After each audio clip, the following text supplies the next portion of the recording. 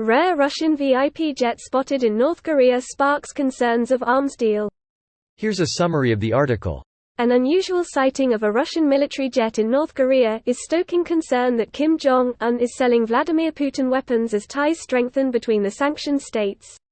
The flight was the first by this type of Russian military VIP plane to North Korea since mid-2019, when Russian Deputy Defense Minister Alexander Fomin traveled to Pyongyang, NK News said.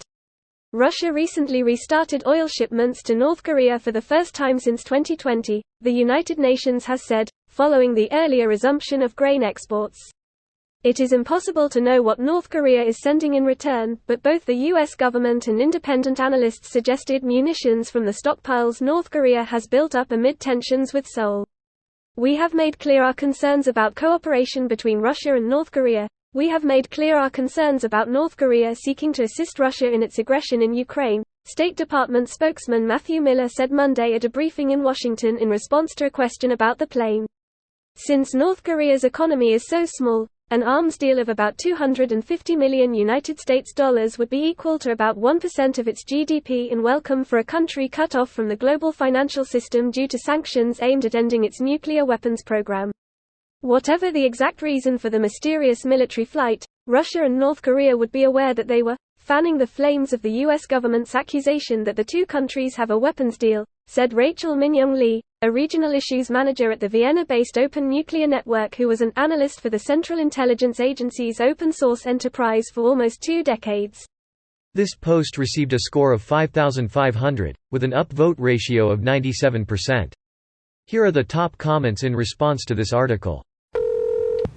Imagine you have to run to NK and Iran for weapons because you can't make them yourself. That cheap slave labor though. They have plenty of cheap North Korean slave labor in Russia as well. Lumber liquidators lumber. I'm not trying to minimize loss. A bullet from Korea will kill as easily as any other. But I do have to believe that if this is the level of military support Russia is depending on, it's one that doesn't bode well for their long-term effectiveness.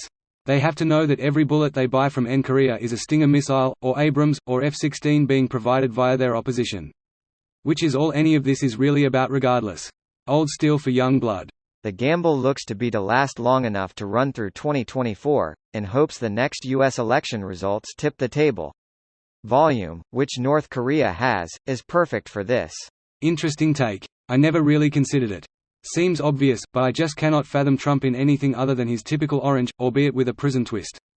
But you're probably correct. And it does us no good to bury our heads to possibility. I appreciate the insight. Doesn't need to be Trump. Someone who gives aid to Ukraine half as often or enough to complete lip service would already be a major improvement. Just a reminder, every dollar we send to Ukraine achieves the same objective that we used to spend 10 on.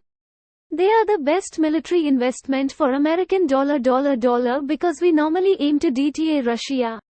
Now, we are able to actually hinder a major global opponent for less, while also defending democracy.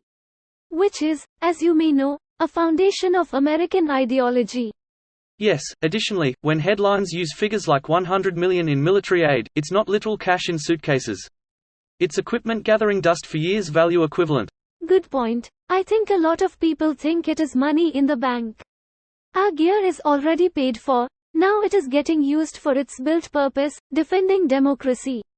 And actual combat data for these weapons to further improve upon for our stockpiles.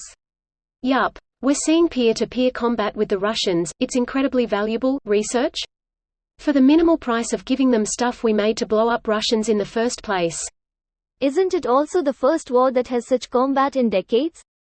All the major wars in recent times were more or less one-sided storms, insurgencies that work fundamentally different from a peer-to-peer war. Meanwhile, North Korea are stealing the Russians' military secrets. Shows the desperation. Yeah, we know you stole from us, but can we have more shells please? This video was automatically created by Reddit to speech. The article and comments in this video were selected from Reddit according to their upvotes, and any paraphrasing was performed by smmry.com, without any human intervention.